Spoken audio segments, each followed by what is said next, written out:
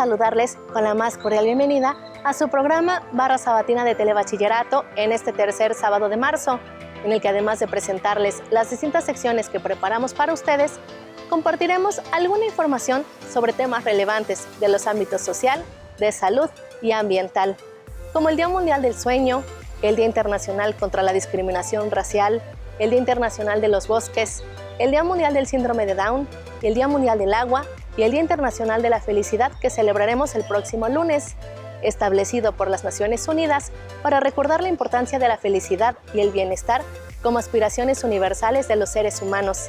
Formar a nuestros alumnos para ser ciudadanos felices que contribuyan al progreso de sus comunidades es parte de nuestra tarea educativa que te vamos mostrando cada semana en nuestra sección informativa.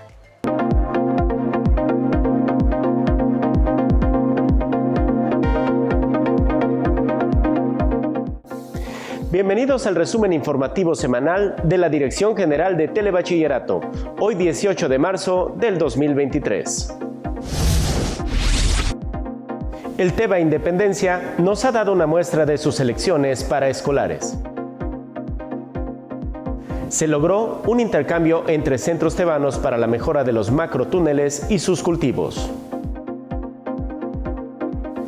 Hoy conoceremos el programa ecológico Ahorra Veracruz, Eficiencia Energética. El equipo de producción de televisión educativa visitó el Centro Independencia en la colonia del mismo nombre, en Jalapa, Veracruz. Ahí platicamos con docentes y alumnos, quienes nos mostraron cómo están trabajando. Por ello, los invito a ver la siguiente nota. Desde su fundación, el Centro de Telebachillerato Independencia en la ciudad de Jalapa se ha distinguido por su trabajo y compromiso con los estudiantes. Con 15 años de ardua labor, han logrado en la comunidad un sentido de pertenencia. Como les comento a los maestros y a los alumnos, y cuando se hace reunión general, pues somos un equipo y somos un círculo, somos como una familia. Si esta familia alguien se desintegra, pues conlleva a que el alumno pues deserte o repruebe, ¿no? Entonces por eso todos tenemos que estar al pendiente de ahora sí de la educación de los alumnos. Jóvenes de las colonias Veracruz, Plan de Ayala, Dolores Hidalgo y 28 de Abril han encontrado en este centro una atractiva oferta educativa. Los programas, actividades para escolares y la capacitación para el trabajo es muy diversa. Las áreas que tenemos son físico-matemático, químico-biológico y humanidades, para escolar de danza, teatro y pintura. Las artes manuales serían las que son manualidades, cerámica y bordado. En deporte lo que es ajedrez, fútbol, voleibol y básquetbol. Y también la CPT de lo que es carpintería, lo que es informática, electricidad, electrónica. Entre todos los talleres siento que es de gran utilidad el teatro porque podemos expresar nuestras emociones libremente y encontramos nuevas formas de convivir con nuestros compañeros, adquirimos confianza y aprendemos a relacionarnos con más personas e incluso con nuestros personajes. Realmente a mí me gusta mucho el deporte y quise experimentar estar en una liga, en un deporte, en un equipo más bien. Aquí se usa mucho el cardio, tener mucha resistencia al correr de una canasta a otra. Porque es una oportunidad en la que podemos poner a prueba nuestras aptitudes físicas, pero también se pone a prueba el trabajo en equipo, la colaboración. Para el Telebachillerato Independencia, el medio ambiente es prioridad. Con el programa de huertos escolares y la paraescolar de cultura del medio ambiente, se busca crear en los jóvenes una conciencia ambiental. Es crear en el estudiante la conciencia del cuidado del medio ambiente, sobre todo esa parte y el emprendimiento. Yo les recalco mucho esa parte del emprendimiento, o sea, que ellos vean que hay posibilidades de salir adelante ayudando al medio ambiente y ayudándose a sí mismo. Muy útil tener huertos en casa porque pues tienen grandes beneficios de autoconsumo. Eso también ayuda a la economía, ya que hoy en día pues la economía sí ha aumentado demasiado. Las artes plásticas y las manualidades son otro espacio dedicado a los estudiantes. El objetivo es enriquecer el aspecto cognitivo, así como desarrollar destrezas y habilidades. Brodot me ha dejado el no ser conformista hasta cierto punto, porque por lo regular Cuando estaba empezando así a bordar, era mucho de que me equivocaba, no hacía bien las puntadas a veces y eso no me gustaba, y creo que hasta cierto punto siempre he sido una persona muy perfeccionista, entonces como que el estar tratando de hacer bien la puntada una y otra vez y otra vez y otra vez, como que me fortaleció a más cosas y no a dejarlas a medias. Siento que me ayuda más en el tema de la concentración, porque necesito estar más enfocada en los trazos de los dibujos y siento que esa concentración la puedo utilizar para otras materias. Con 15 años de fundado, el Centro de Telebachillerato Independencia sigue creciendo. Cuenta con 7 aulas didácticas, una de medios, cancha, domo y una biblioteca. Y atiende una matrícula de 224 alumnos con una plantilla de 10 docentes, con los que se trabaja en las 3 áreas del conocimiento.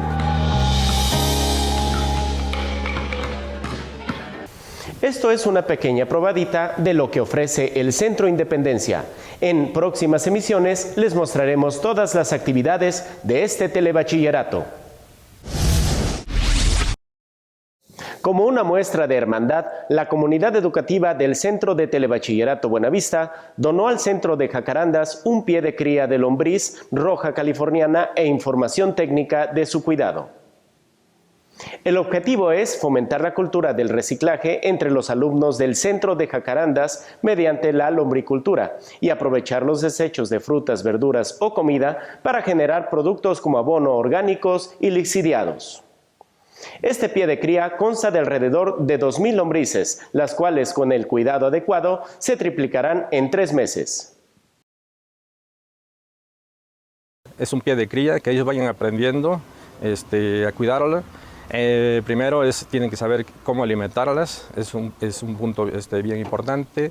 Otro punto bien importante es la temperatura que debe permanecer en la cama, donde no exceda los 35 grados centígrados, y realmente el alimento que sea a base de un precompostaje para que la temperatura no se eleve. Tenemos luego problemitas ahí con plagas, como lo que es la hormiga, pero controlando ahí la humedad no hay ningún problema. El gobierno del estado, a través de la Agencia Estatal de Energía, inició el programa Ahorra Veracruz Eficiencia Energética, el cual se implementará en todo el subsistema de telebachillerato y constará de 3 etapas. La primera iniciará en oficinas centrales, buscando ahorrar en el consumo de energía, mejorar el uso de equipos de cómputo y aparatos electrodomésticos a través de cambio de hábitos. En una segunda etapa, este programa se extenderá a las 38 zonas de supervisión escolar en el estado. Y en la tercera etapa, se busca difundir y concientizar a toda la población por medio de entrevistas, cápsulas y notas informativas de la importancia del cuidado del medio ambiente. Un ejemplo es tienes prendido el apagador y no estás utilizando la luz, apaga la luz. Si tienes focos, cambiarlos a foco ahorrador, foco LED. Si usas equipos de alto consumo, tratar de cambiar, eliminar esos equipos y sustituirlos por otros. Aquí es informar a toda la dirección general, a todo el personal, a todos los supervisores, para que así llegue esta campaña hasta el último centro escolar de Veracruz. Sabemos que Veracruz son más de 1,000 escuelas las que tenemos. Continuando con los trabajos de la nueva escuela mexicana, se busca que este nuevo modelo de educación genere ciudadanos capaces de desenvolverse en estos tiempos de cambios. A razón de ello, veamos la siguiente nota. Con la asistencia de más de 700 presentes entre alumnos, docentes y padres de familia, se llevó a cabo en la localidad de Carrizal, municipio de Emiliano Zapata, la magna conferencia El TEBA, espacio educativo en la proyección de escuela productiva, partida por el doctor Atanasio García Durán. El ponente Atanasio García Durán exhortó a docentes y alumnos de telebachillerato a reflexionar y posicionar la educación con el enfoque de la nueva escuela mexicana. La educación debe ser interacción, debe ser interdependencia, debe de ser complementariedad del uno para el otro. Eso es lo que tiene que ser la educación. Entonces, Claro que podemos cambiar, claro que podemos hacer otra cosa de nuestra educación. Eso es lo que la escuela mexicana se plantea, recuperar nuestro patrimonio pedagógico. El doctor Atanasio García Durán reconoció el trabajo que el telebachillerato brinda a sus alumnos. Los telebachilleratos, que hace rato dije que yo no estaba muy de acuerdo con el modelo de telebachillerato, ahora estoy súper convencido de que en el telebachillerato maestras y alumnos hacen un heroísmo educativo en una formación diferente. Y el heroísmo de esa formación de maestras y maestros de telebachillerato y alumnas y alumnos de telebachillerato, porque finalmente están uniendo las llamadas disciplinas en campos de formación. Por otra parte, la maestra Piedad Alcira Hernández Pérez fue la encargada de dar unas palabras de agradecimiento a los presentes en la conferencia El TEBA, Espacio Educativo en la Proyección de Escuela Productiva, y aprovechó para dar a conocer los proyectos que en este nuevo ciclo escolar se están desarrollando en los más de 1,000 planteles de telebachillerato en el estado. La localidad de Carrizal tendrá la dicha de que el día de hoy seamos partícipes de la conferencia magistral El TEBA, Espacio Educativo en la Proyección de Escuela Productiva, en el marco de la nueva escuela mexicana, en la ruta que nosotros hemos estado trazando a la transformación de la educación desde la Subsecretaría de Educación Media, Superior y Superior. Y es de agradecerse que el Telebachillerato de Veracruz sea receptor de esta innovadora, humanista y sostenible propuesta educativa, donde, por ejemplo, podemos compartirles que a la fecha ya hemos rebasado los más de 400 huertos escolares a lo largo de todo el estado, que es parte de una estrategia didáctica y práctica en favor de la juventud veracruzana. Al término de la magna conferencia, jóvenes de diferentes subsistemas participaron en la sesión de preguntas y respuestas con el doctor Atanasio García Durán. Hasta aquí el resumen informativo. En una hora volvemos. Expoferias educativas en tu región. No te pierdas la segunda emisión de las Expoferias Educativas 2023, donde podrás conocer y disfrutar de diversas actividades como mesas de trabajo, conferencias, stands informativos, proyectos productivos, encuentros deportivos y culturales y muchas más actividades. Al mismo tiempo, podrás conocer toda la oferta educativa del estado. Porque en Veracruz hay un lugar para ti. Recuerda que estudiar te ayuda a alcanzar tus sueños.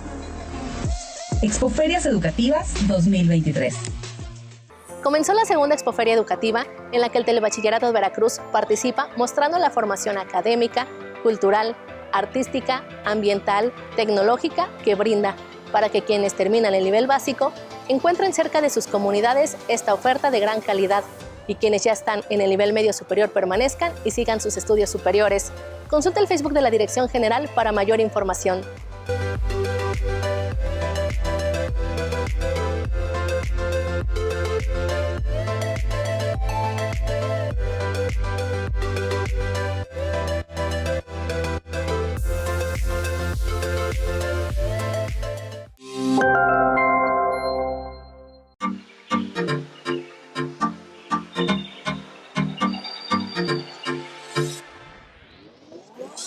La combinación de correspondencia es una poderosa herramienta que te servirá para escribir y enviar un documento personalizado a varias personas al mismo tiempo. A continuación, veremos un breve tutorial para la elaboración de combinación de correspondencia de tu procesador de textos de Office. Paso 1. Se parte de un texto que servirá de base para escribir una carta a varios destinatarios. Paso 2. Para elegir a los destinatarios, vamos a dirigirnos a la ficha Correspondencia. Posteriormente, hacemos clic en el botón Seleccionar destinatarios. Y enseguida procederemos a crear los destinatarios haciendo clic en Escribir una nueva lista. En este momento nos aparece una ventana en la que podremos escribir los datos para crear una nueva lista de direcciones. Ahora se inicia la captura usando los campos necesarios y para ingresar cada fila haremos clic en el botón Nueva entrada, acción que igualmente nos servirá para crear otra nueva fila. Desde el botón Personalizar columnas podremos añadir o eliminar columnas según sea necesario.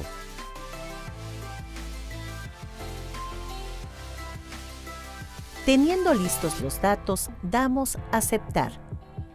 Guardamos la lista en la carpeta que queramos dentro del ordenador, brindándole un nombre y dando clic en Guardar. El documento queda guardado como un documento de Microsoft Office.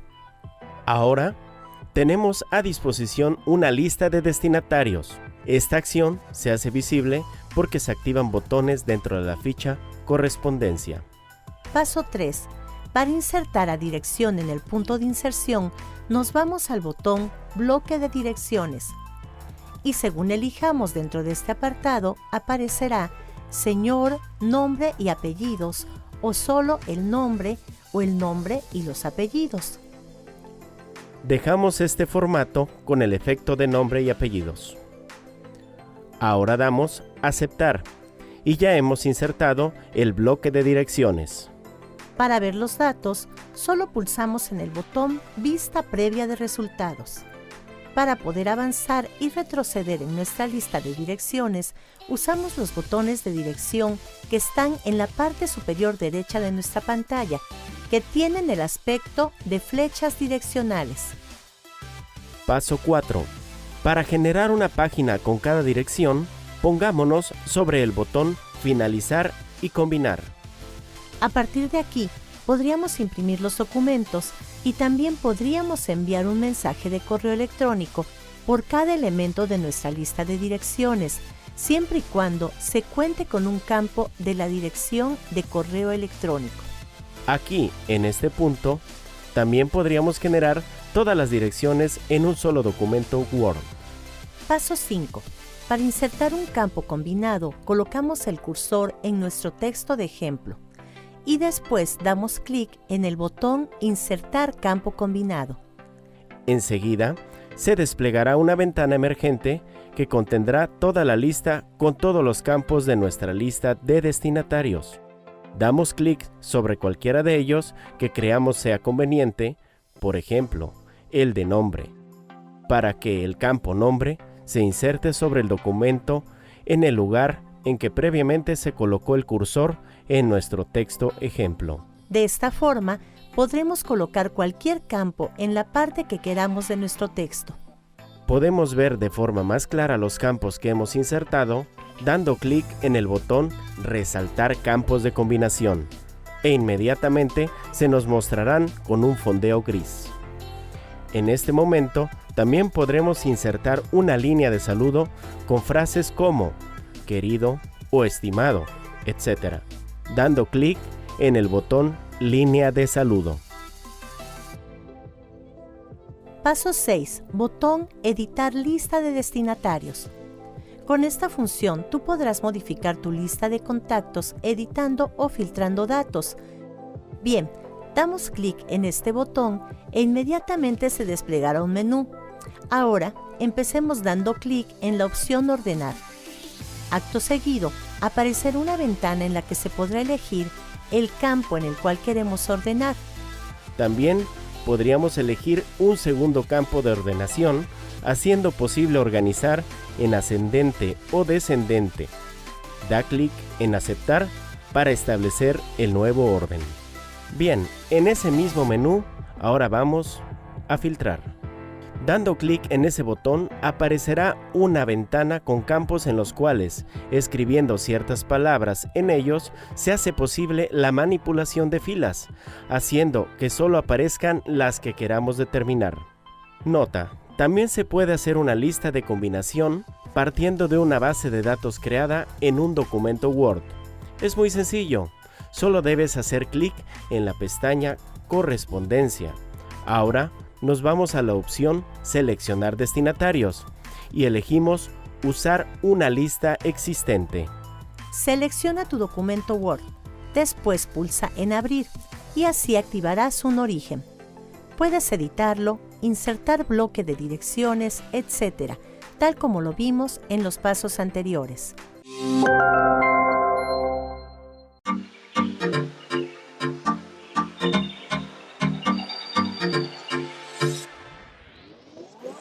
Las habilidades del pensamiento se asocian a la capacidad de desarrollo de procesos mentales que permiten resolver varias y distintas cuestiones.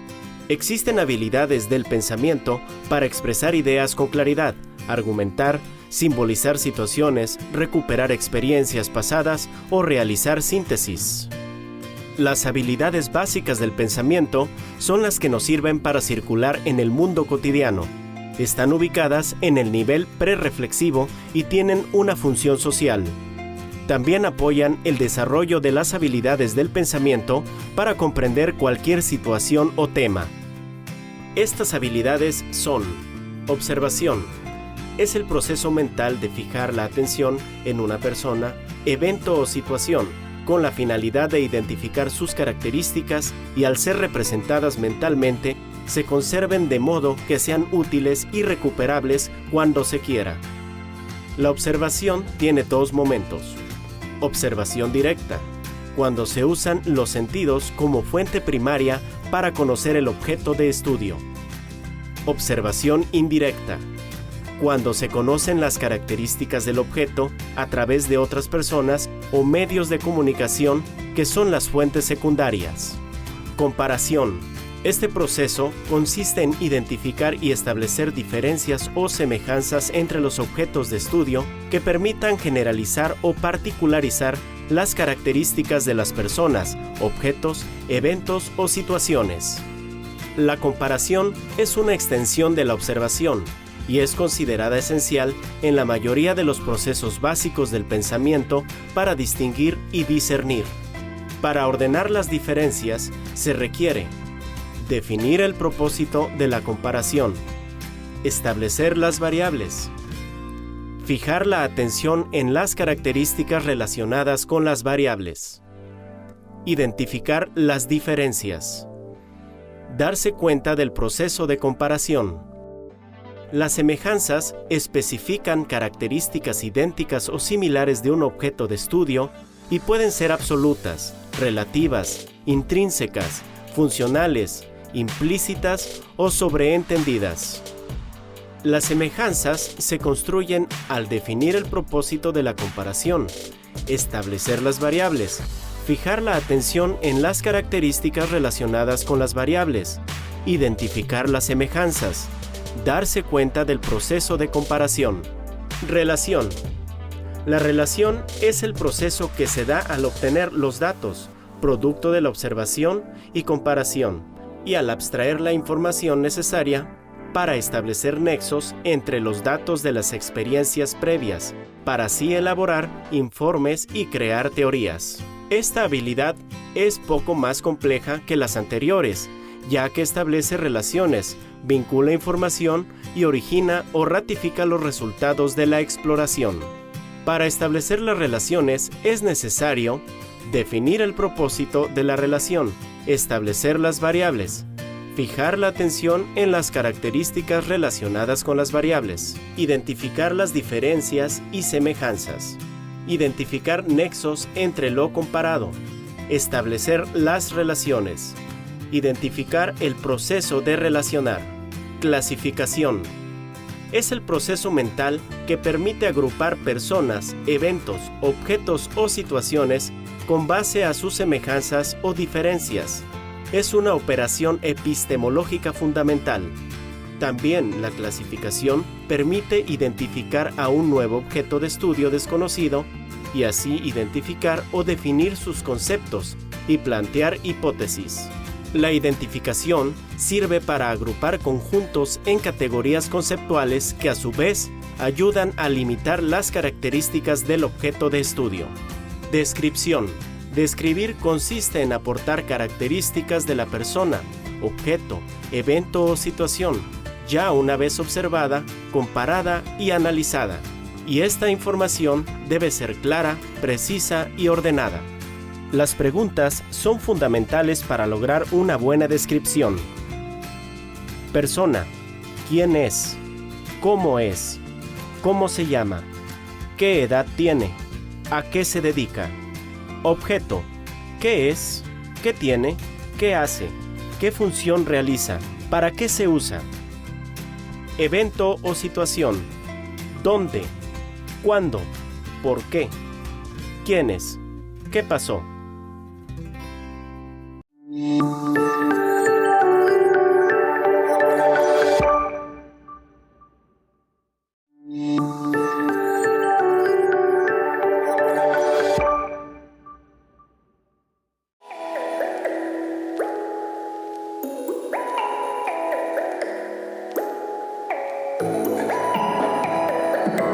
La discriminación racial en México es frecuentemente asociada únicamente con discriminación en contra de personas indígenas. Sin embargo, aun cuando las incluye, esta categoría involucra también a personas y grupos cuyos rasgos son relacionados con otras razas u orígenes étnicos. Es tarea del Estado, la sociedad civil y sus gobernantes revertir estas prácticas que laceran e impiden que en México haya cohesión social, basada en el reconocimiento igualitario y el respeto irrestricto de las personas y sus derechos. Cada 21 de marzo recordamos el Día Internacional de la Eliminación de la Discriminación Racial, dando inicio también a la Semana de Solidaridad con los pueblos que luchan contra el racismo y la discriminación racial, pues estos son fenómenos cotidianos que impiden el progreso de millones de personas en todo el mundo. La ONU reitera que todos los seres humanos nacen libres e iguales en dignidad y derechos y tienen la capacidad de contribuir de manera constructiva al desarrollo y bienestar de la sociedad. El respeto y la valoración de nuestras comunidades con diversidad lingüística y cultural se vive en los centros tebanos, como el que nos presenta la sección de Cultura, además de promover las ciencias y las artes.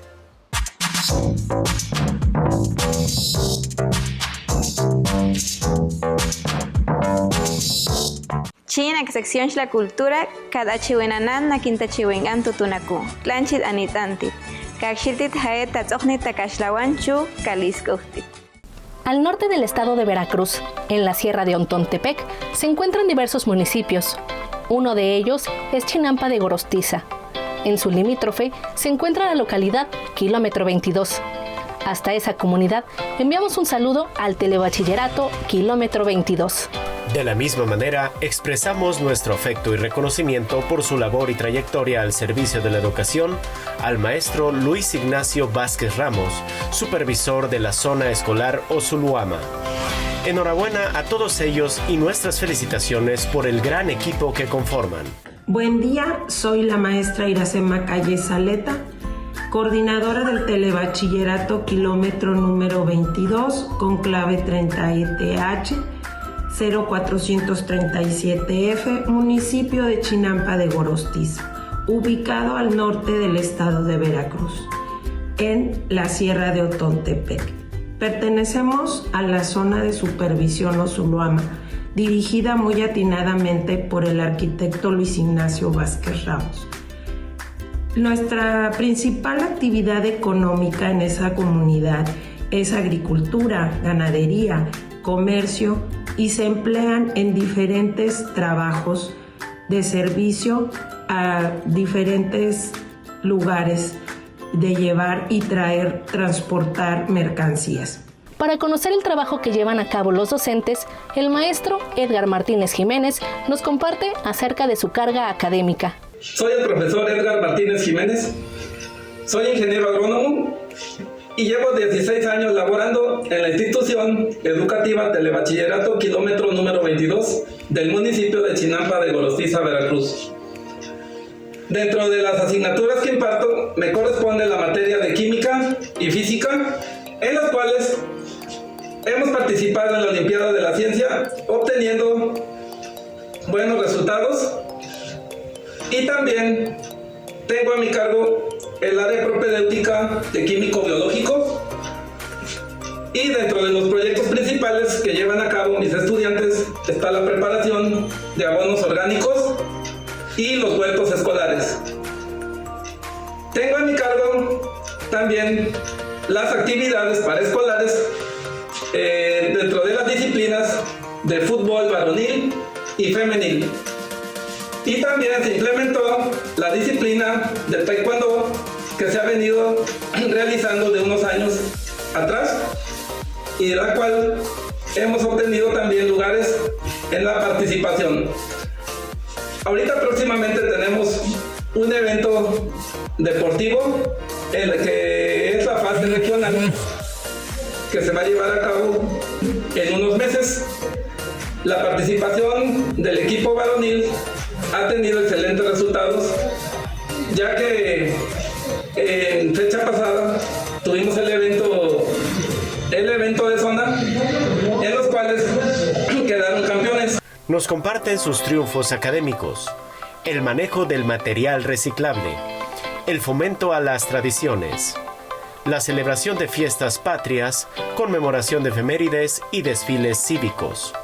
También hacemos mención a sus presentaciones artísticas, la formación de buenos hábitos, conservación de áreas verdes y su destacada participación en el deporte, siendo líderes en esta área.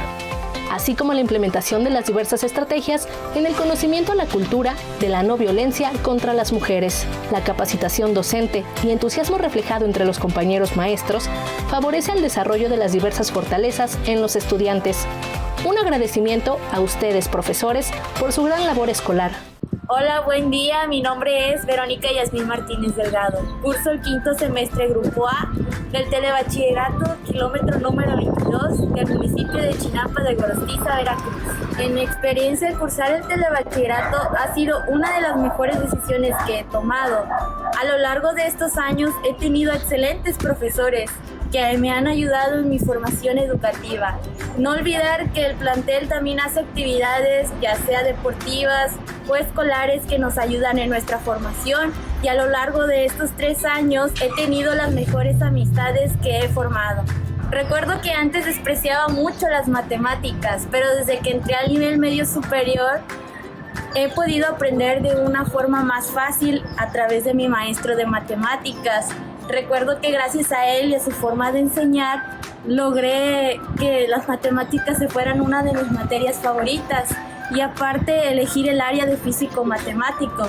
Como lo mencionaba anteriormente, uno de mis mejores maestros que he tenido a lo largo de mis semestres ha sido mi maestro de matemáticas, que actualmente es mi profesor de área paraescolar, y sobre todo pues mi asesora de este tercer año de quinto semestre, porque ambos me han transmitido esa buena energía para mejorar como alumna. Quiero decir que muchas gracias a todos los maestros que me han tocado a lo largo de estos 5 semestres.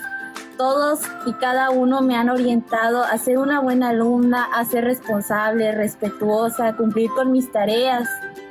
Ahora sí que ellos han cumplido con su deber de orientarme académicamente y pues a nivel profesional, porque yo soy una alumna que va ahora sí que al siguiente nivel superior.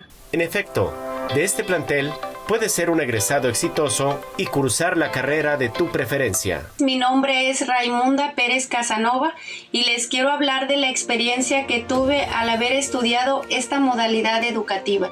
Yo fui de la segunda generación del año de 1999 al 2002. Lo que más me gustó de esta institución es que yo como alumna podía trabajar por la mañana y estudiar por la tarde. También en esta institución, más que nada, el apoyo que nos brindan cada uno de los maestros para que nosotros podamos seguir, ahora sí, estudiándonos y preparándonos. Y ahí precisamente en esta modalidad educativa, pues vamos descubriendo cuáles son nuestras habilidades y nuestras aptitudes para que nosotros el día de mañana pues seamos personas de bien. Yo elegí pues mi carrera y actualmente me encuentro trabajando como maestra de apoyo en una institución. Yo estudié licenciada en psicología Agradezco a la maestra Iracema Calle Saleta porque en ese momento ella era la orientadora y me acuerdo precisamente de cada una de esas palabras que ella nos decía para motivar para seguir adelante.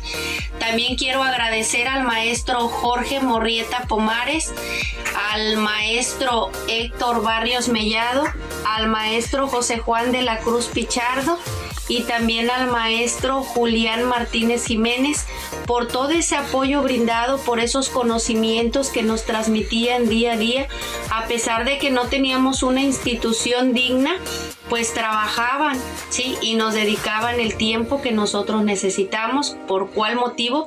Quiero darle las gracias a cada uno de ellos porque gracias a ellos pues he logrado realizar mi sueño. Yo soy María del Carmen Cruz López. Estudié en el telebachillerato del kilómetro 22 en la generación 2004-2007. Actualmente soy licenciada en contaduría. El telebachillerato me ayudó bastante para que yo siguiera en el siguiente nivel académico. Me dio las bases para poder desarrollarme. Los maestros muy accesibles siempre me ayudaron y me brindaron sus conocimientos. La maestra Iracema, el maestro Pichardo, el maestro Julián. Todos muy buenas personas, todas unas personas emprendedoras. Siempre me ayudaban a que los exámenes pues los pudiéramos pasar con los conocimientos que ellos nos brindaron, ¿verdad? Yo estoy muy agradecida con el telebachillerato, siempre lo recomiendo a mis compañeros, a sus hijos, de que manden a la escuela a sus hijos al TEBA, ¿verdad? Porque pues siento que si a mí me ayudaron bastante en salir adelante, a los demás, ¿por qué no, verdad? Si deseas ser parte de este plantel como bachiller, solicita informes al correo 30ETH043-7F@mediasuperior.msep.gov.mx. Ayúdanos a mostrar la grandeza de nuestro subsistema TEBAEP. Continúa enviando tus audios, dibujos, fotografías y videos. Hazlos llegar al correo /sabatinetebaep@msep.gov.mx. Daremos difusión. Si tu deseo es relajarte a través de la lectura en este periodo vacacional, los audiolibros son una excelente opción. Este tipo de lecturas son grabaciones de los contenidos de un libro leídos en voz alta por un narrador.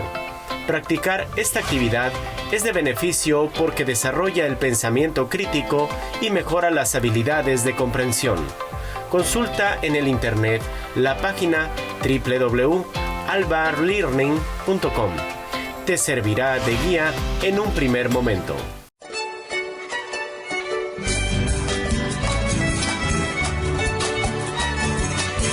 Capaz que la xilwi. Para así internet, Tlan putzaya jae tatzokni takashlawan. Shu kakilakshirwi nakbarra sabatina. Sigamos en la barra sabatina, en su 11ª edición del año 2023.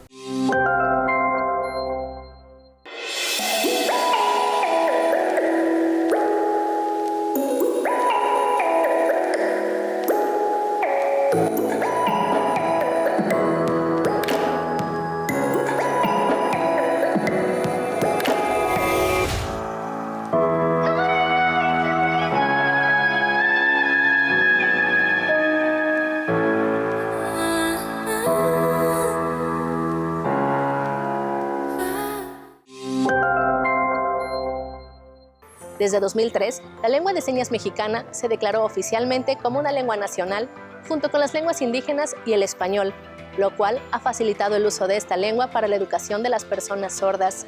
Conozcamos la lengua de señas mexicana y promovamos la inclusión.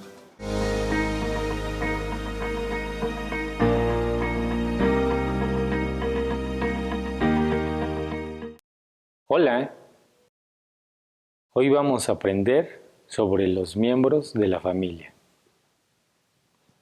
Mamá, papá, hijo, hija, abuelo, abuela, hermano, hermana, tío, tía, primo, prima, sobrino, sobrina, nieto, nieta, yerno, nuera,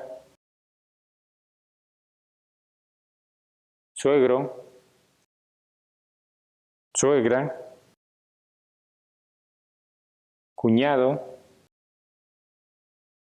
cuñada,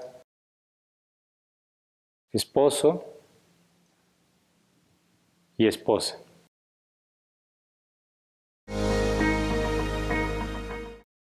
Hoy vamos a aprender sobre los meses del año. Enero, febrero, marzo, abril, mayo, junio, julio, agosto, septiembre, octubre, noviembre y diciembre.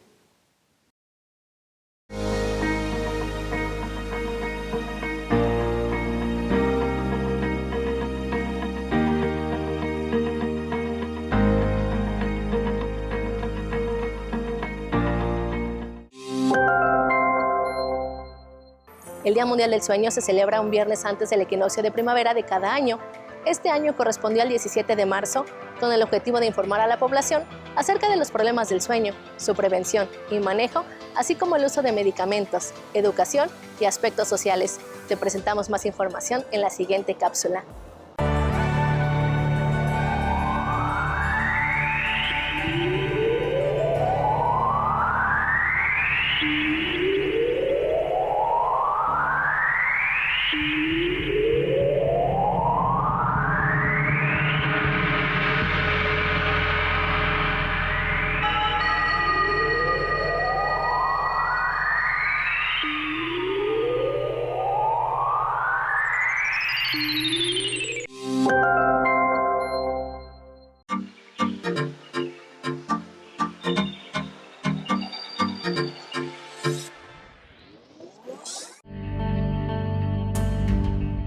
El ser humano interactúa en su entorno. Lo explora, lo modifica y hace uso de sus recursos naturales. De este modo, a fin de alcanzar su bienestar general, se relaciona con el medio físico que le contribuye y da soporte para construir su entorno. El sustantivo entorno significa lo que rodea. Para la ecología, entorno es el conjunto de condiciones que rodean a un organismo. De acuerdo con el vínculo que surge entre los seres vivos y el ambiente, se observa en los paisajes la existencia de un entorno natural y un entorno social o cultural. El ambiente natural es el entorno biofísico. Natural significa que es un entorno que no es resultado de la actividad o intervención humana. Se presenta tal como fue creado por la naturaleza. Sin embargo, cuando los seres humanos interactúan con su entorno, mediante sus condiciones de vida, trabajo, salud o ideologías, este se modifica, convirtiéndolo en un ambiente social cultural. El ambiente cultural es aquel generado o transformado por una actividad desarrollada por el hombre. Aplica dentro de grupos sociales y genera una ideología o cultura. El concepto de cultura, aunque este no es el único, refiere a la suma total integrada de rasgos conductuales aprendidos que son manifiestos y compartidos por miembros de la sociedad. Analicemos las características de ambos entornos. En el entorno natural se establecen los ecosistemas, que incluyen a todos los organismos del planeta y a los factores ambientales como energía solar, temperatura, humedad, agua, aire y suelo. De manera general, los ecosistemas de la Tierra pueden clasificarse en dos grandes tipos: ecosistemas terrestres y acuáticos. Los ambientes acuáticos son aquellas zonas del planeta cuyo medio fundamental es el agua marina o dulce acuícola. Los ambientes terrestres comprenden principalmente aquellos que se encuentran en una superficie no sumergida en el agua. Por ejemplo, los bosques templados, los desiertos, la tundra y las praderas. Regiones de la naturaleza que cuentan con una gran diversidad de clima, flora y fauna. En cada uno de estos medios acuáticos y terrestres, los elementos físicos influyen de manera importante para que se establezca la vida. El agua es requerida por todos los organismos vivos para sobrevivir. La luz solar es la principal fuente de energía en la Tierra. La temperatura tiene efectos en el metabolismo. A más temperatura, las plantas crecen más rápido. El suelo y el subsuelo aportan energía y sobre todo una base vital para la flora en todas sus especies. Desde hace siglos, los seres humanos y sus acciones han contribuido a cambiar los ambientes terrestres y acuáticos, ya sea por ideologías propias de cada grupo social o por cubrir sus necesidades de subsistencia en el planeta. Algunos ejemplos de estas acciones son: la construcción de asentamientos humanos, la construcción de carreteras, la utilización de terrenos para la agricultura, la instalación de fábricas y plantas hidroeléctricas, la construcción de hoteles o centros de diversión, entre otros. Los seres humanos han desarrollado la infraestructura física para que las personas puedan existir en un lugar determinado. Sin embargo, su calidad de vida y por ende su permanencia en estos lugares dependen básicamente de que se logre una relación responsable con su entorno. Es decir, que sea consciente de dónde se establece para vivir, dónde puede construir un paisaje artificial y dónde no, cuidando que los recursos biológicos y físicos que existen en la naturaleza no se vean amenazados por la modificación. Las tradiciones forman parte de nuestra cultura, que se forma en función de la historia, los valores y otros factores que nos definen como grupo. Y las tradiciones son refuerzos positivos de la pertenencia a un grupo. Nos hacen compartir prácticas y generar un vínculo importante que crea una identidad. Pero, ¿qué pasa cuando llegamos demasiado lejos? Por ejemplo, pensemos en la caza de ballenas como tradición del pueblo inuit, antes denominados esquimales. Los inuit creían que cada objeto o fenómeno de la naturaleza, animal, persona o lugar, tenía su anua o inua, un término que puede traducirse como señor, persona o espíritu. Por este motivo, el mundo animal era objeto de admiración y respeto, lo que encontró su máxima expresión en los numerosos ritos y festividades que consideraban imprescindibles para el éxito de sus actividades. La creencia de los inuit es que la combinación de sangre humana y animal en el torrente sanguíneo crea un cuerpo y alma sanos. Como este, hay muchos ejemplos donde la cultura nace como producto de las relaciones del hombre con su ambiente: paisaje, clima, temperatura o estaciones. Estas creencias logran modificar un entorno de acuerdo con el impacto que tenga la actividad que los individuos practiquen. Por ejemplo, con la caza de ballenas, si no se condiciona la acción a la sociedad, esta puede generar peligro de extinción del recurso. Con estos ejemplos vemos que ambos entornos, natural y cultural, están relacionados, influyendo uno en el otro. Para diferenciarlos, se puede decir que el entorno cultural es un fenómeno de la acción humana. Incluye el conocimiento, las creencias, el arte, la moral, las costumbres y otras capacidades y hábitos adquiridos por el individuo. Mientras que un entorno natural puede existir aun cuando el ser humano no existiera.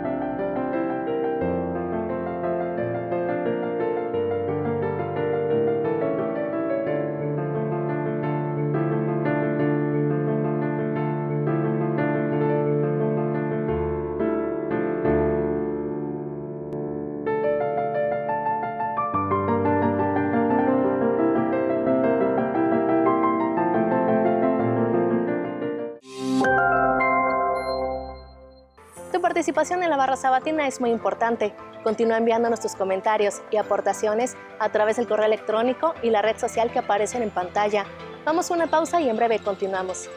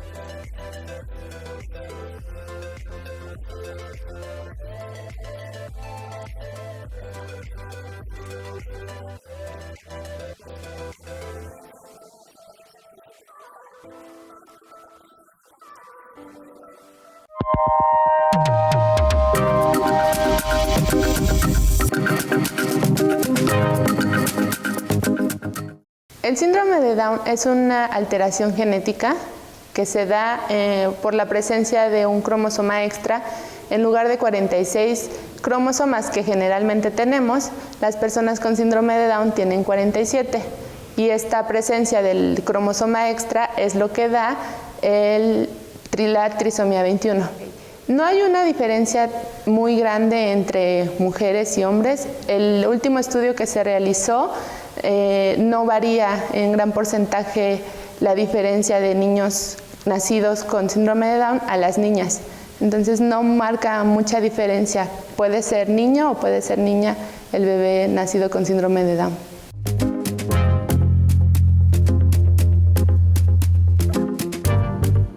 Se puede detectar ya desde el primer trimestre a través de un estudio de sangre que se le realiza a la mamá. Si el estudio sale con la posibilidad de que el bebé venga con síndrome de Down, se hace un estudio más complejo llamado amniocentesis, el cual implica que se les extrae un poquito de líquido amniótico a la mamá y bueno, ese nos permite detectar si el bebé tiene la presencia de la trisomía 21.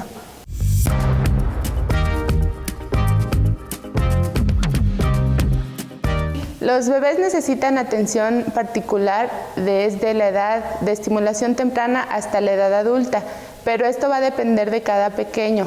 Cada niño que nace con síndrome de Down es muy diferente uno del otro.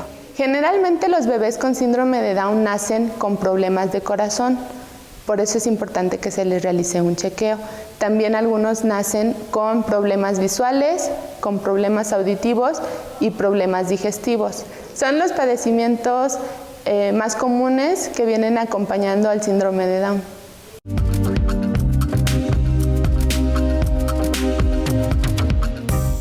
Es muy importante porque las familias necesitan un acompañamiento, necesitan la información adecuada respecto al síndrome de Down y bueno, pues la pueden encontrar con nosotros en el Instituto Down Jalapa, que nosotros podemos acompañarlos desde recién nacidos hasta edad adultas en cada etapa de la vida que ellos van pasando. Es una orientación, puede ser plática, puede ser actividades en las cuales nosotros les apoyamos en cada etapa que ellos van viviendo.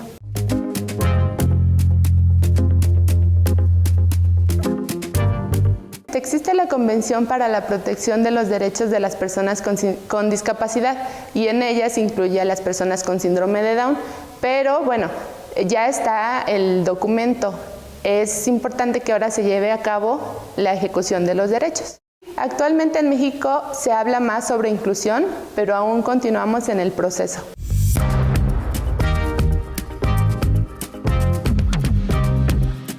Sí pueden. Esto va a depender también de la atención, de la estimulación y de la preparación que se dé desde edades tempranas. Si un pequeño empieza a recibir atención desde edad temprana, es más fácil y más esperanzador que a futuro pueda tener esa independencia que se necesita. También es importante tener en cuenta que las personas con síndrome de Down conllevan consigo una discapacidad intelectual. Entonces también depende del grado de discapacidad intelectual que la persona presente. Si es muy grande la afectación, entonces va a ser más complicado que lleguen a la independencia. Pero si el nivel intelectual es más alto, bueno, entonces sí van a poder lograr mayor independencia.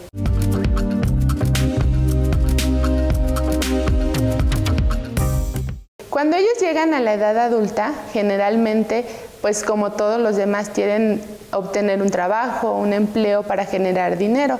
Entonces, es ahí cuando la capacitación que reciben en las escuelas o en los centros de atención es muy importante. A través de oficios, ellos pueden llegar a desempeñarse y obtener el beneficio económico que muchas veces buscan. También es importante mencionar que ellos siguen creciendo y llegan a una edad muy adulta, llegando ya casi a la vejez, en la cual es importante que ellos permanezcan activos para evitar ese deterioro cognitivo que en edades ya avanzadas se llega a dar. Que ellos tengan más opciones de actividades que les guste realizar. Pues lo más común es atención al cliente, puede ser también panadería, lavandería. Hay algunos alumnos que ya tienen también certificación en fotografía. Entonces, poco a poco, las instituciones encargadas de esto nos hemos dedicado a abrir cada vez más espacios.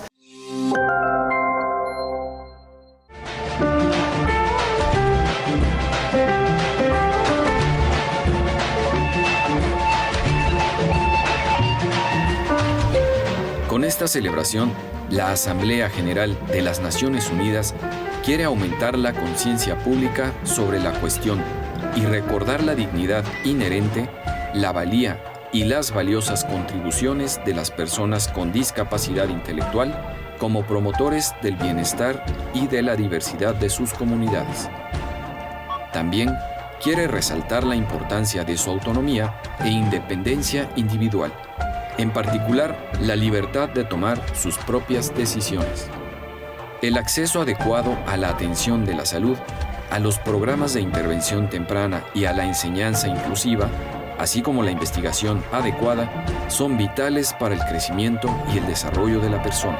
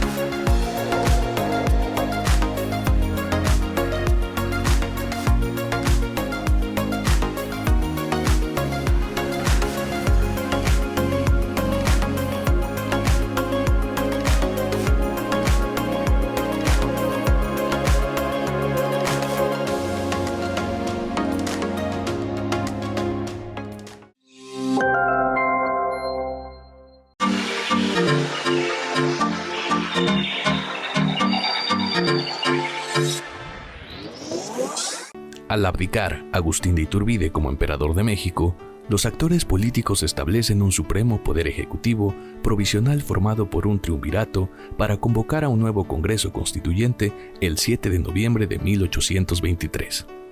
El acta constitutiva de la Federación, aprobada en enero de 1824, fue sustituida por la proclamación del Pacto Federal que dio nombre a la Constitución Federal de los Estados Unidos Mexicanos, el 4 de octubre del mismo año. La nación es ahora una república federal representativa, conformada por 19 estados libres, independientes y soberanos, respecto a su administración y gobierno interior. Se estableció la religión católica como única, se garantizó la vida a los ciudadanos, la igualdad, la propiedad y una justicia imparcial, así como la libertad de imprenta y de expresión. Para las provincias, un tratamiento como poderes soberanos. Se limita las atribuciones del Poder Ejecutivo mediante la figura de un vicepresidente. Tanto el presidente como el vicepresidente serán elegidos, no por los ciudadanos, sino por las legislaturas de los estados.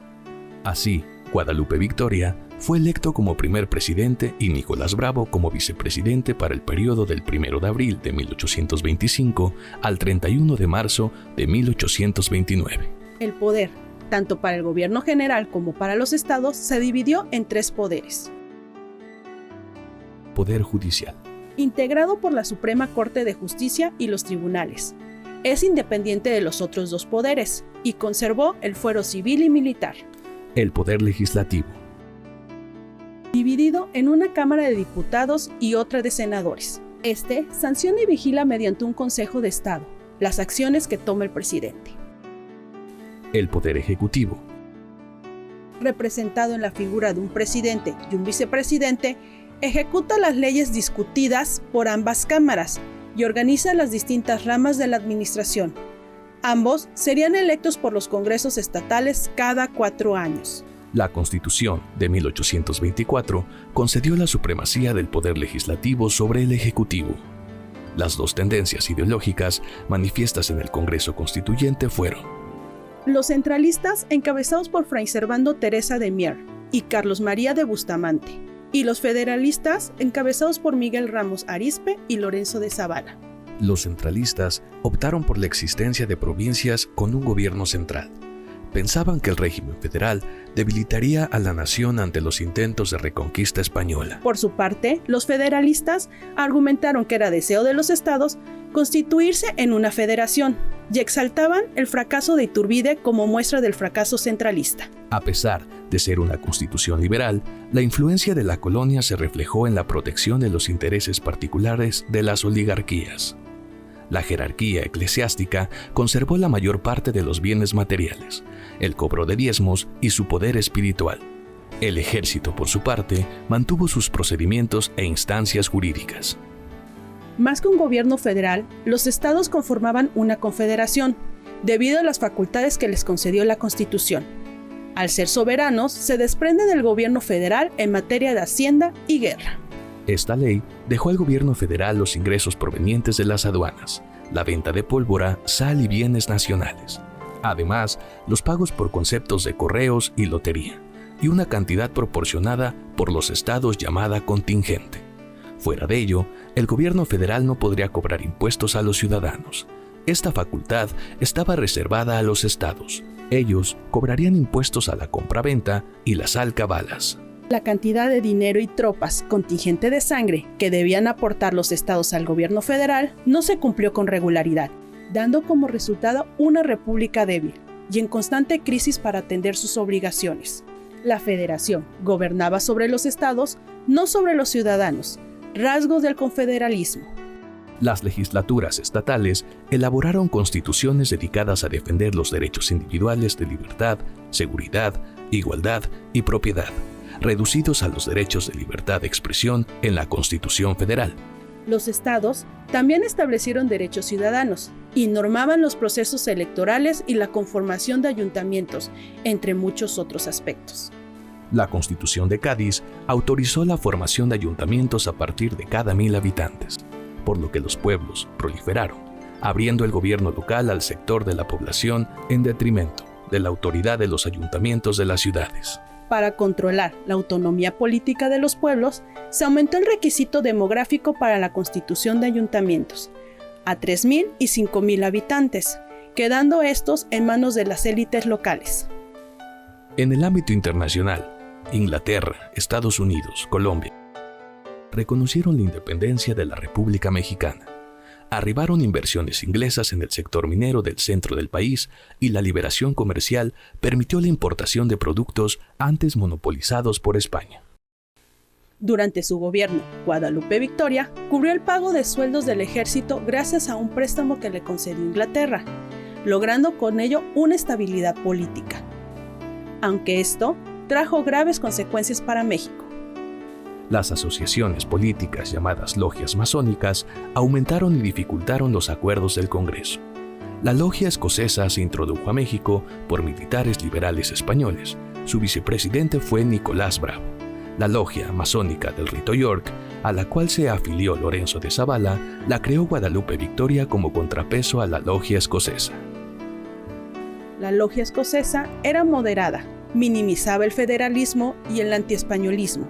Por su parte, la logia yorkina, de postura radical, exaltó el federalismo, pronunció un discurso antiespañol y asusaba a las masas. Los yorkinos ganaron popularidad gracias a la conspiración de independencia del franciscano español Joaquín Arenas, descubierta a principios de 1827, pretexto que se ocupó para legislar la expulsión de los españoles del país. El nacionalismo mexicano se exaltó con la celebración oficial del festejo de la independencia el 16 de septiembre de 1825, en todas las ciudades del país, celebración en la que participaron todos los grupos sociales. Entre los levantamientos que enfrentó Guadalupe Victoria durante su mandato está la separación de Coahuila, Texas, por un norteamericano que pretendió formar la República de Fredonia en 1826. El levantamiento yaqui de Juan Banderas en Sonora de 1825 a 1827 y el pronunciamiento del Plan de Montaño por Nicolás Bravo a finales de 1827. En las elecciones presidenciales de 1828 se enfrentaba Vicente Guerrero y Manuel Gómez Pedraza, representantes de las logias yorkinas y escocesas respectivamente. Manuel Gómez Pedraza gana la candidatura por mayoría de votos de los congresos estatales. Los yorkinos levantan al sector popular de la ciudad y saquean el mercado más importante llamado El Parián, hecho conocido como el Motín de la Cordada. Manuel Gómez Pedraza renuncia y el Congreso reconoce a Vicente Guerrero como presidente. Hecho que da inicio a la larga lista de ocupantes del Poder Ejecutivo que sin legitimidad no concluirían su periodo de gobierno.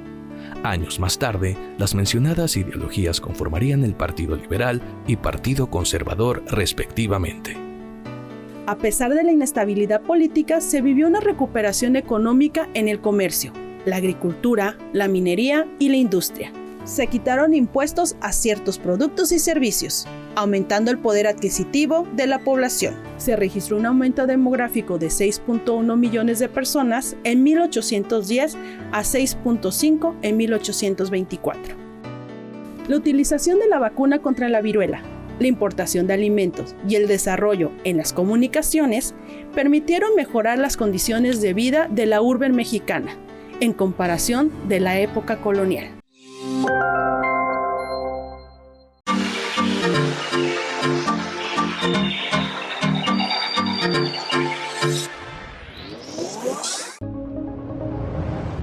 Estructuralmente, la presencia de cloroplastos distingue a los miembros del reino vegetal del resto de los seres eucariotas. Es en estos orgánulos, de número variable en cada célula, que tiene lugar la fotosíntesis, sintetizándose las moléculas orgánicas a partir de las inorgánicas, atributo que le confiere al reino la capacidad de producir sus propios alimentos, denominándose seres autótrofos. Son importantes por su aporte alimentario, medicinal, así como fibras para la confección de prendas de vestir o en la construcción. Algunas plantas representan riesgo para la salud humana y animal en general, debido a su gran diversidad de constituyentes químicos que presentan algunos, de los cuales resultan altamente tóxicos. En su mayoría, las plantas presentan una raíz, estructura que les permite sujetarse al suelo, continuando con un tallo que se elonga contra la fuerza de gravedad y del cual surgen ramas y hojas. Algunas variedades de plantas disponen de flores, estructuras con aparatos reproductivos masculinos y femeninos, que hacen posible la reproducción y por ende el desarrollo de frutos. Entre la variedad de formas vegetales existen algunas que carecen de sistemas de conducción de savia, como las briófitas, que son plantas no vasculares que carecen de flores y frutos, y se desarrollan en ambientes húmedos sobre troncos y rocas, y que filogenéticamente corresponden a las primeras plantas que se desarrollaron en el planeta. Es el caso de los musgos, hepáticas y antóceros, y otras que presentan tejidos especializados en la conducción de savia bruta y elaborada, denominadas traqueofitas, que constituyen la gran generalidad de plantas. Dentro de estas plantas vasculares distinguimos a las pteridofitas, que son plantas como los helechos, equisetos, selaginelas, licopodios y psilofitas, que se propagan mediante la formación de esporas.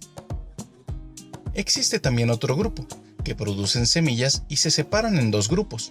Por un lado, las gimnospermas, como el caso de las coníferas, que producen conos o piñas dentro de las cuales se encuentran las semillas. Y las angiospermas, plantas que producen flores, como los árboles frutales, verduras y flores. Las plantas sintetizan sus propios alimentos, proceso que requiere de minerales contenidos en el suelo, y que disueltos en el agua son incorporados a través de los pelos absorbentes de la raíz, para ser transportados por el xilema, como savia bruta, hasta las hojas, lugar donde ocurre la fotosíntesis. Dicho ascenso de la savia bruta en contra de la gravedad es realizada por tres mecanismos. Primero, la transpiración, fenómeno que tiene lugar durante el día, cuando las condiciones ambientales favorecen que el agua contenida en la planta se evapore, liberando su salida a través de los estomas de las hojas y el tallo. Las células estomáticas, al perder el balance hídrico, ocasiona en su interior el incremento de la concentración de solutos, y recupera sus niveles originales, agua por ósmosis de sus células vecinas, las cuales son recuperadas por sus contiguas, logrando un flujo osmótico constante a lo largo del tallo, entre las células del xilema, permitiendo el ascenso del agua que se incorpora del suelo. Otro mecanismo que hace posible el ascenso de la savia bruta hasta las hojas es la capilaridad, proceso que obedece a la interconexión de células cilíndricas provistas de una cavidad llamada traqueidas, formando una serie de conductos o capilares por donde el agua, debido a su fuerza de cohesión y adhesión, se adhiere a las paredes de los capilares, logrando su ascenso. Durante la noche, o bien en días nublados, al disminuir la evapotranspiración, ocurre otro mecanismo que satisface el transporte de agua al interior de la planta. Es el tercer caso de la presión radicular, que ocurre cuando la concentración de solutos al interior de las células del xilema son superiores a las del suelo, ocasionando el flujo osmótico del agua, provocando el ascenso de la savia. Los humanos y los animales tienen diversas formas de comunicación, algo que podríamos considerar normal. Pero por increíble que parezca, las plantas también poseen dicha capacidad comunicativa, solo que ellas utilizando un vocabulario de tipo químico. Las sustancias denominadas compuestos orgánicos volátiles son producidas y liberadas por flores, frutos, hojas y raíces. Estos hacen posible la comunicación intra e interespecífica entre plantas, incluso con otros grupos taxonómicos como los insectos.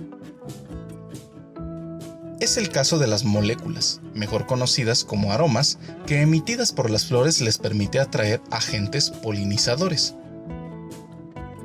Incluso relaciones más complejas como las que produce el ataque de afidios a las plantas, al liberar sustancias atractivas de depredadores de estos pulgones, como las catarinas o de parásitos capaces de atacarlos.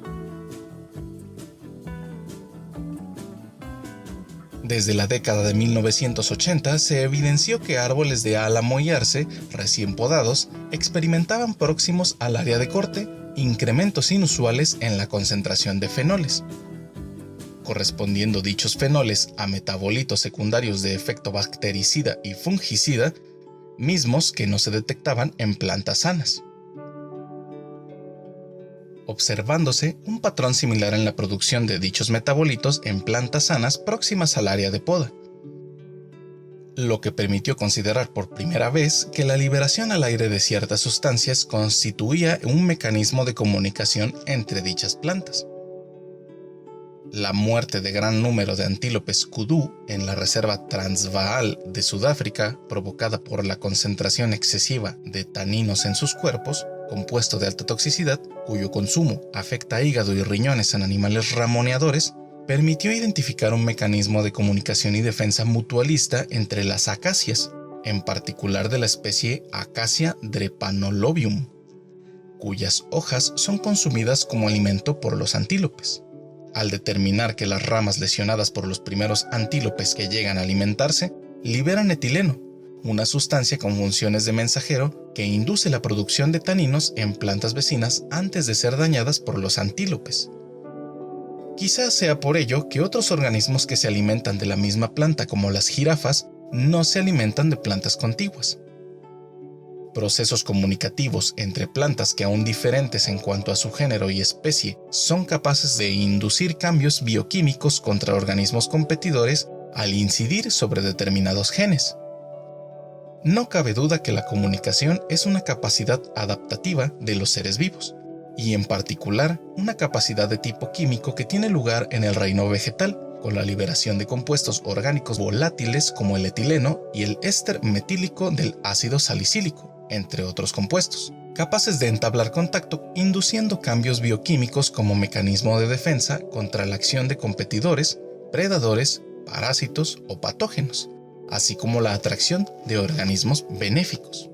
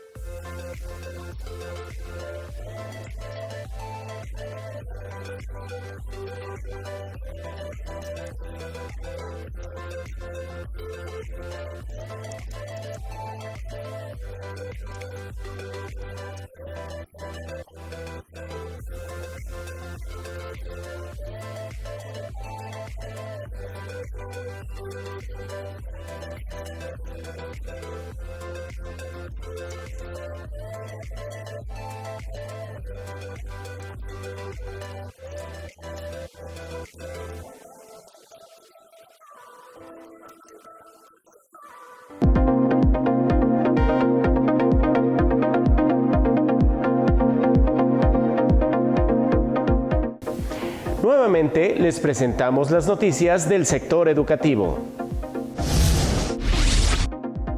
El TEBA Independencia nos ha dado una muestra de sus selecciones para escolares. Se logró un intercambio entre centros tebanos para la mejora de los macrotúneles y sus cultivos. Hoy conoceremos el programa ecológico Ahorra Veracruz, Eficiencia Energética. El equipo de producción de televisión educativa visitó el Centro Independencia en la colonia del mismo nombre, en Jalapa, Veracruz. Ahí platicamos con docentes y alumnos, quienes nos mostraron cómo están trabajando. Por ello, los invito a ver la siguiente nota. Desde su fundación, el Centro de Telebachillerato Independencia en la ciudad de Jalapa se ha distinguido por su trabajo y compromiso con los estudiantes.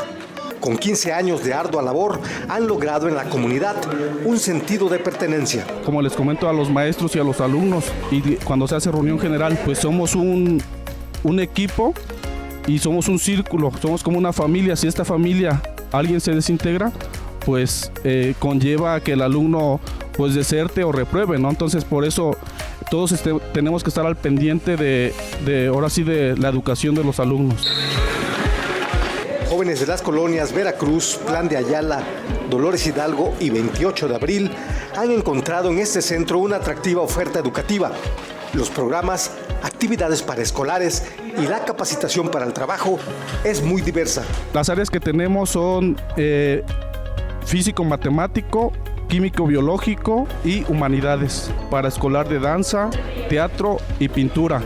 Las artes manuales serían las que son manualidades, cerámica y bordado. En deportes lo que es ajedrez, fútbol, voleibol y básquetbol. Y también la CPT de lo que es carpintería, lo que es informática, electricidad, electrónica. Entre todos los talleres siento que es de gran utilidad el teatro porque podemos expresar nuestras emociones libremente y encontramos nuevas formas de convivir con nuestros compañeros. Adquirimos confianza y aprendemos a relacionarnos con más personas e incluso con nuestros personajes. Realmente a mí me gusta mucho el deporte y quise experimentar estar en una liga, en un deporte, en un equipo más bien. Aquí se usa mucho el cardio, tener mucha resistencia al correr de una canasta a otra. Porque es una oportunidad en la que podemos poner a prueba nuestras aptitudes físicas, pero también se pone a prueba el trabajo en equipo, la colaboración. Para el Telebachillerato Independencia, el medio ambiente es prioridad. Con el programa de huertos escolares y la paraescolar de cultura del medio ambiente, se busca crear en los jóvenes una conciencia ambiental. Es crear en el estudiante la conciencia del cuidado del medio ambiente, sobre todo esa parte y el emprendimiento. Yo les recalco mucho esa parte del emprendimiento, o sea, que ellos vean que hay posibilidades de salir adelante ayudando al medio ambiente y ayudándose a sí mismo. Muy útil tener huertos en casa porque pues tienen grandes beneficios de autoconsumo. Eso también ayuda a la economía, ya que hoy en día pues la economía sí ha aumentado demasiado. Las artes plásticas y las manualidades son otro espacio dedicado a los estudiantes. El objetivo es enriquecer el aspecto cognitivo, así como desarrollar destrezas y habilidades. Brodot me ha dejado el no ser conformista hasta cierto punto, porque por lo regular, cuando estaba empezando así a bordar, era mucho de que me equivocaba, no hacía bien las puntadas a veces y eso no me gustaba, y creo que hasta cierto punto siempre he sido una persona muy perfeccionista, entonces como que el estar tratando de hacer bien la puntada una y otra vez y otra vez y otra vez, como que me fortaleció a más cosas y no a dejarlas a medias. Siento que me ayuda más en el tema de la concentración, porque necesito estar más enfocada en los trazos de los dibujos y siento que esa concentración la puedo utilizar para otras materias. Con 15 años de fundado, el Centro de Telebachillerato Independencia sigue creciendo. Cuenta con 7 aulas didácticas, una de medios, cancha, domo y una biblioteca. Y atiende una matrícula de 224 alumnos con una plantilla de 10 docentes, con los que se trabaja en las 3 áreas del conocimiento. Esto es una pequeña probadita de lo que ofrece el Centro Independencia. En próximas emisiones les mostraremos todas las actividades de este telebachillerato. Como una muestra de hermandad, la comunidad educativa del Centro de Telebachillerato Buenavista donó al Centro de Jacarandas un pie de cría de lombriz roja californiana e información técnica de su cuidado. El objetivo es fomentar la cultura del reciclaje entre los alumnos del Centro de Jacarandas mediante la lombricultura y aprovechar los desechos de frutas, verduras o comida para generar productos como abono orgánicos y lixiviados. Este pie de cría consta de alrededor de 2,000 lombrices, las cuales con el cuidado adecuado se triplicarán en 3 meses. Es un pie de cría que ellos vayan aprendiendo a cuidarlo. Primero tienen que saber cómo alimentarlas, es un punto bien importante. Otro punto bien importante es la temperatura que debe permanecer en la cama, donde no exceda los 35 grados centígrados, y realmente el alimento que sea a base de un precompostaje para que la temperatura no se eleve. Tenemos luego problemitas ahí con plagas, como lo que es la hormiga, pero controlando ahí la humedad, no hay ningún problema. El gobierno del estado, a través de la Agencia Estatal de Energía, inició el programa Ahorra Veracruz Eficiencia Energética, el cual se implementará en todo el subsistema de telebachillerato y constará de 3 etapas. La primera iniciará en oficinas centrales, buscando ahorrar en el consumo de energía, mejorar el uso de equipos de cómputo y aparatos electrodomésticos a través de cambio de hábitos.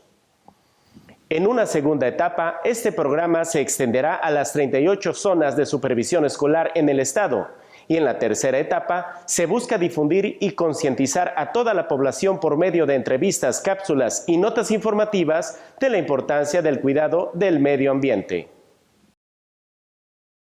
Un ejemplo es ver, tienes prendido el apagador y no estás utilizando la luz, apaga la luz. Si tienes focos, cambiarlos a foco ahorrador, foco LED. Si usas equipos de alto consumo, tratar de cambiar, eliminar esos equipos y sustituirlos por otros. Aquí es informar a toda la dirección general, a todo el personal, a todos los supervisores, para que así llegue esta campaña hasta el último centro escolar de Veracruz. Sabemos que Veracruz son más de 1000 escuelas las que tenemos. Continuando con los trabajos de la nueva escuela mexicana, se busca que este nuevo modelo de educación genere ciudadanos capaces de desenvolverse en estos tiempos de cambios. A razón de ello, veamos la siguiente nota. Con la asistencia de más de 700 presentes entre alumnos, docentes y padres de familia, se llevó a cabo en la localidad de Carrizal, municipio de Emiliano Zapata, la magna conferencia El TEBA, Espacio Educativo en la Proyección de Escuela Productiva, partida por el doctor Atanasio García Durán. El ponente Atanasio García Durán exhortó a docentes y alumnos de telebachillerato a reflexionar y posicionar la educación con el enfoque de la nueva escuela mexicana. La educación debe ser interacción, debe ser interdependencia, debe de ser complementariedad del uno para el otro. Eso es lo que tiene que ser la educación. Entonces, claro que podemos cambiar, claro que podemos hacer otra cosa de nuestra educación. Eso es lo que la escuela mexicana se plantea, recuperar nuestro patrimonio pedagógico. El doctor Atanasio García Durán reconoció el trabajo que el telebachillerato brinda a sus alumnos.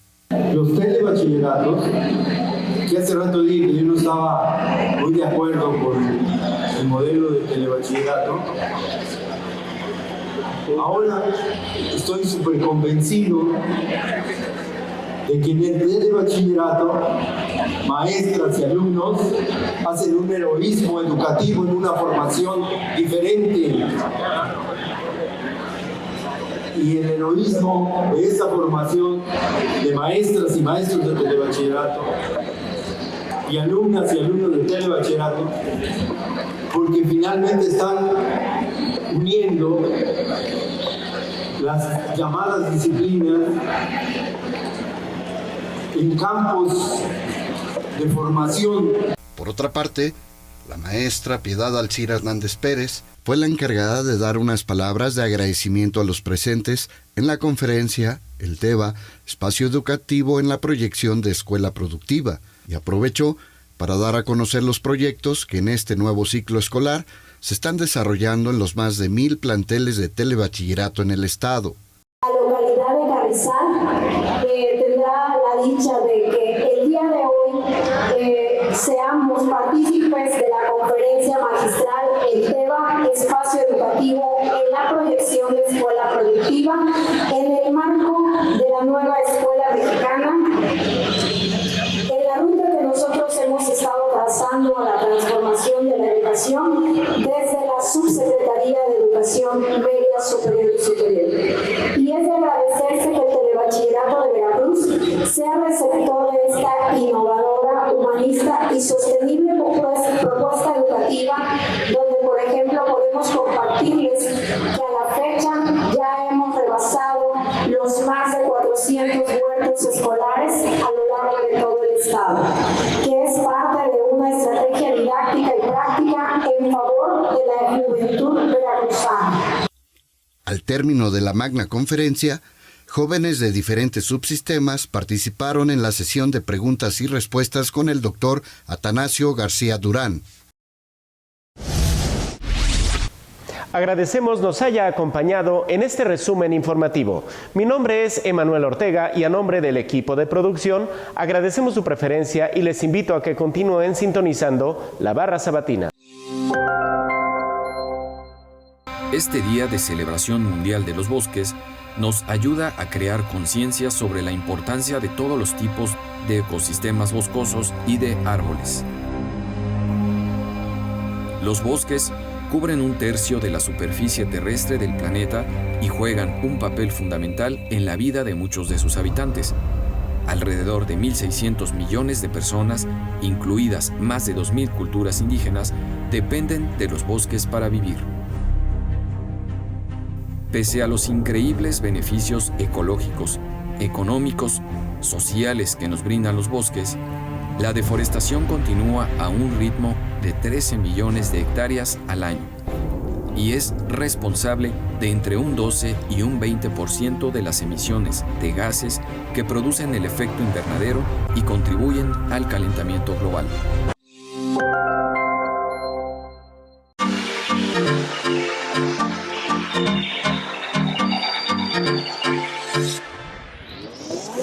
Identifica cuántos y cuáles negocios hay en tu comunidad. No importa el tamaño, la ubicación o el rubro al que se dediquen. Todos ellos tuvieron que empezar con una aspiración por parte de quien los inició y, poco a poco, fueron tomando forma, definiéndose y, tal vez, creciendo. Es muy probable que los dueños de esos negocios no tengan conocimientos relacionados con la administración, y esa será una diferencia fundamental para ti. Con lo que ya sabes por el curso de Administración 1 y lo que aprenderás ahora, deberás ir haciendo un proyecto para crear una empresa. Iremos paso a paso. Así que lo primero que debes hacer es identificar qué tipo de negocio te interesaría implementar y aquí aprenderemos la teoría para que puedas llevar a cabo tu idea. Una empresa es un sistema porque cuenta con un conjunto de partes y elementos organizados y relacionados que interactúan entre sí para producir y/o prestar bienes y servicios. Para obtener un producto final, los sistemas deben seguir una serie de pasos que, en administración, se conoce como proceso administrativo. Este proceso permite a la administración cumplir con su misión de producir o prestar bienes y servicios. El proceso administrativo es una herramienta que sirve para organizar los proyectos de una empresa. Consta de un conjunto de actividades que fluyen para alcanzar un fin. Para lograrlo, es necesario que el administrador responda a las preguntas ¿qué?, ¿para qué?, ¿cómo?, ¿cuándo?, y ¿dónde utilizar los recursos? Con ello, podemos notar la naturaleza del proceso administrativo. Es decir, el proceso nace como una necesidad de explicar y estructurar toda una función administrativa que tiene como objetivo coordinar las demás funciones de la organización. Sin embargo, no debe considerarse que las preguntas anteriores son una fórmula rígida para llevar a cabo el proceso administrativo. Cada vez que se tenga que realizar un nuevo proyecto en una organización, se debe tener en cuenta cómo se realiza el proceso administrativo, o sea, replantear las propuestas para redirigir la empresa. Algo muy importante a considerar es la universalidad del proceso administrativo porque no importando el tipo de empresa que se trate, podrá ser utilizado donde varias personas trabajan juntas para el logro de objetivos comunes. Para poder llevar a cabo cada una de las actividades, este proceso se vale de 2 etapas, mecánica y dinámica. Etapa mecánica. Abarca la parte teórica de la administración. Aquí es donde se determina la finalidad y el rumbo del proyecto. Se crea su estructura principal, es decir, lo que se va a realizar. Es el momento en donde se planifica todo lo que se va a hacer y la manera en que se va a hacer. Esto es, involucra las fases de planeación y organización. Etapa dinámica. Aquí ya se han planificado los objetivos, conformado los equipos necesarios y se tiene un plan de acción para conseguir las metas que se han propuesto de acuerdo con la misión y visión de la empresa. Comprende la parte operativa de la administración.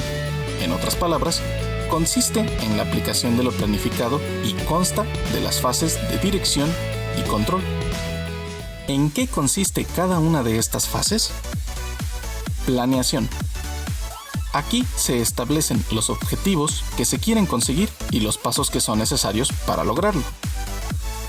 Organización. Se distribuye el trabajo y las obligaciones en forma equitativa y lógica entre los empleados y colaboradores. Además se seleccionan los proveedores, empresas distribuidoras y demás contactos necesarios.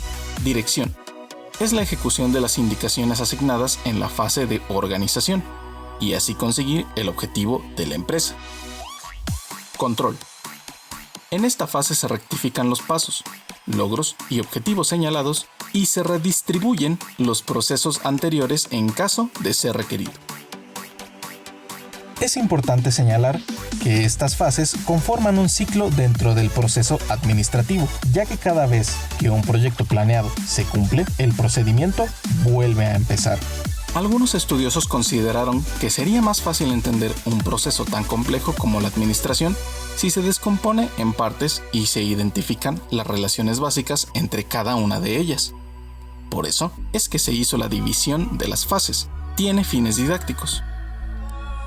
Sin embargo, en la práctica, te darás cuenta que el proceso de administrar no entraña 4 series de actividades independientes o ligeramente relacionadas, sino un grupo de acciones interrelacionadas.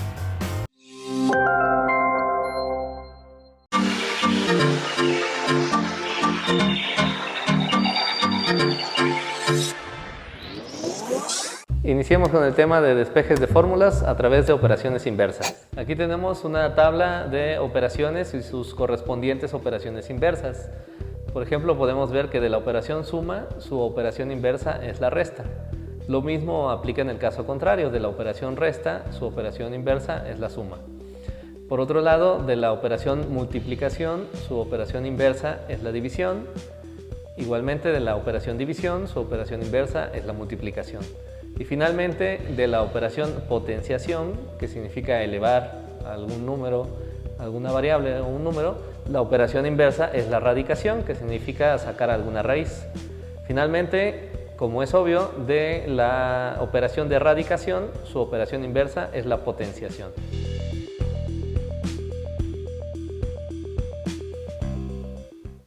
Haciendo referencia a la explicación anterior, hagamos el siguiente ejercicio de despeje.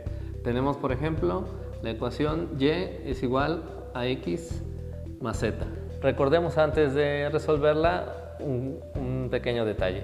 Tenemos el signo de igual, todo lo que esté a la derecha del signo de igual le llamamos el lado derecho de la ecuación, todo lo que tengamos a la izquierda del signo de igual es el lado izquierdo de la ecuación. Cuando tenemos una operación de un lado, podemos usar la operación inversa, pero pasándolo al lado contrario de la ecuación. En este ejemplo, supongamos que queremos despejar la variable z. Lo primero que tenemos que hacer es darnos cuenta que otras variables le están estorbando en el lado que está la variable que queremos despejar. En el lado derecho tenemos la variable z que queremos despejar y también tenemos la variable x. La variable x será necesaria removerla de este lado y pasarlo del lado izquierdo. Démonos cuenta qué operación realiza la variable x del lado derecho. Esta variable está sumando, aunque no es explícito el signo, en realidad aquí hay un signo de más. De esa manera, la x que está sumando del lado derecho la pasaremos restando del lado izquierdo a los elementos que ya tengamos del lado izquierdo, que en este caso era la y. Y de esa manera, y en un simple paso, hemos despejado la variable z.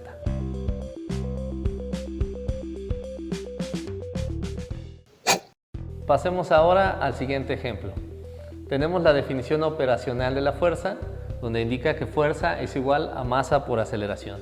Y supongamos que queremos despejar la aceleración. Lo primero que tenemos que ver es que le estorba a la aceleración del lado derecho y observamos que es la masa.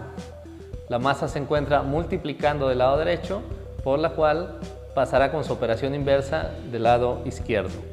Si multiplica del lado derecho, dividirá del lado izquierdo, dividirá a lo que sea que ya estaba de ese lado, que en este caso es la fuerza. De esa manera, hemos despejado la aceleración.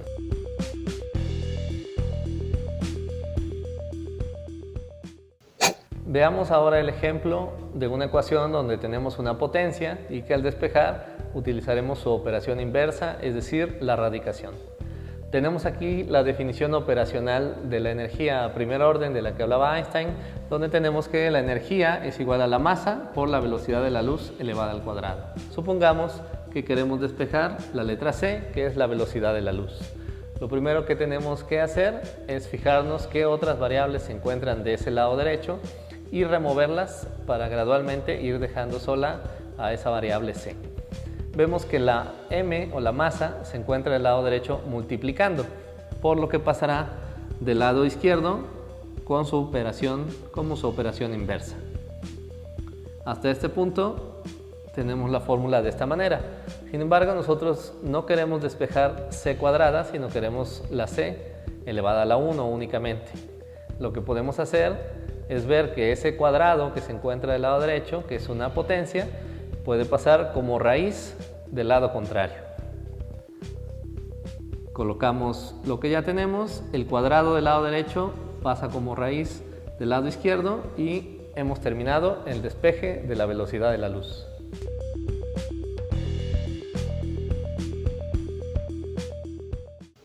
Ahora realicemos el despeje de una de las variables de la fórmula de fuerza magnética que aparece en la guía didáctica. Imaginemos que queremos despejar la velocidad a la que se mueve esta carga. Lo primero que tenemos que hacer es ver qué otras variables se encuentran del lado derecho y llevarlas al lado izquierdo. Observamos que tenemos esta letra Q y esta letra B del lado derecho. Ambas se encuentran multiplicando en ese lado. Lo que haremos entonces es pasarlas dividiendo del lado contrario.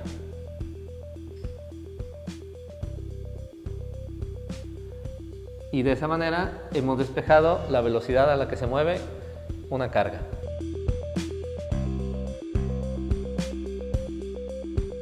Les agradezco a todas y todos por su atención. No olvidemos que los procedimientos vistos aquí son solo un camino. Tu docente podría proponerte algún otro que también es funcional y que también lleva a un resultado correcto.